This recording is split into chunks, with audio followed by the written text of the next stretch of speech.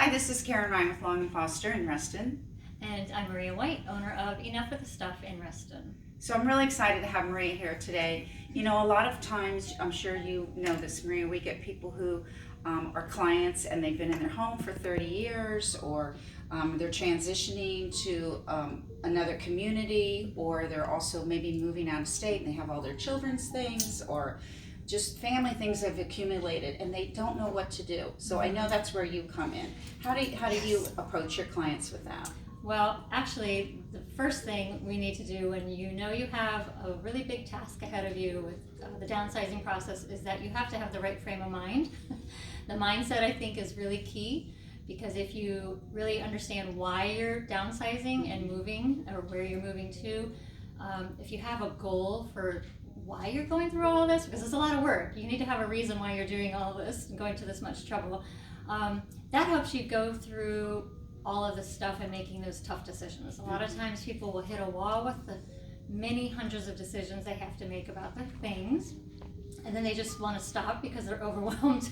But if you can then go back in your mind and think, okay, why am I doing this? Oh, right, I'm doing this because I want less house to maintain. I want more time with my family, and I want to be able to have those freedoms and, just less stuff in my life. And then that really can help get you right back on track and be like, oh, right, I don't really need this, vase, or this, this console that I bought 20 years ago in the living room or the family room that I'm not even going to have in my new house. So it just helps to reframe those really difficult decisions that people constantly come up with, because you're making thousands of decisions about your stuff. And so I work with clients and I help them go through their belongings and help them think about that and what decisions, is the right decision, whether to hold on to something. If they don't want to hold on to it, I really work hard in finding the right home for their stuff. So there are a lot of options for letting those things go, whether it's estate sales, yard sales, which I don't recommend. Of course, donation is a really great option too. And then, of course, having the discussion with family. But how does that work with family? Why don't you talk a little bit about that? Okay, so I'm really big on having my clients let the children know what you're about to do, that you're going to start going through everything and letting things go, but to not guilt your kids into taking stuff that they do not need or want or have the space for, because I know that's really hard for clients, that they want things to stay in the family. But this generation's different. They don't want the burden of the stuff. Things like that. Yeah, they're living more for the experiences in their lives. They'd rather spend money on experiences and get out and do, and they don't want to be held back by all the stuff and be burdened by the stuff and maintenance of a really big house and things like that. So I really highly recommend that clients just choose your battles with that stuff and not guilt your kids into keeping things that they really don't need or want or care about.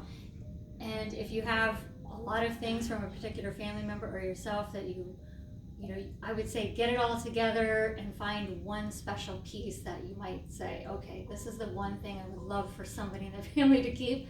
But don't ask them to keep the big pieces of furniture. It's find something a little more sentimentally special that they could possibly take, but let go of the whole guilt trip. That's a hard one for people.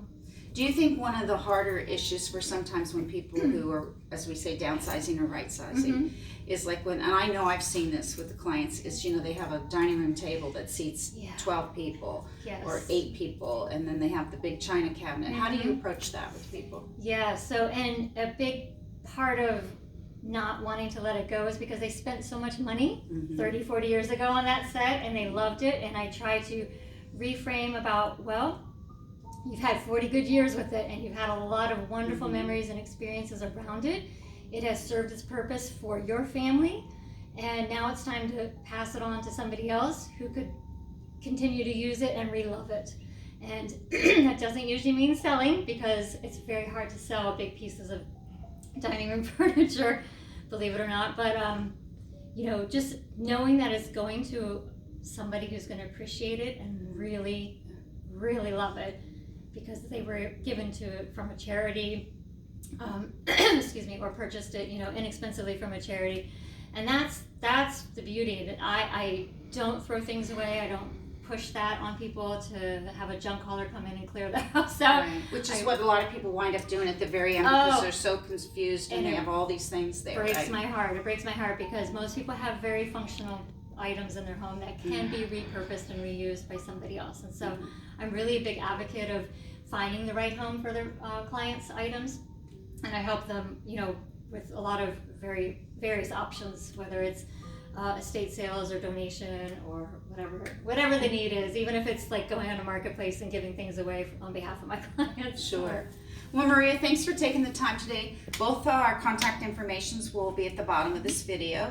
Again, I'm Karen Ryan with Long Foster, and thanks for taking the time today to hear about Maria's company. And please contact her and let me know how I can help you in your transition too. Thank you.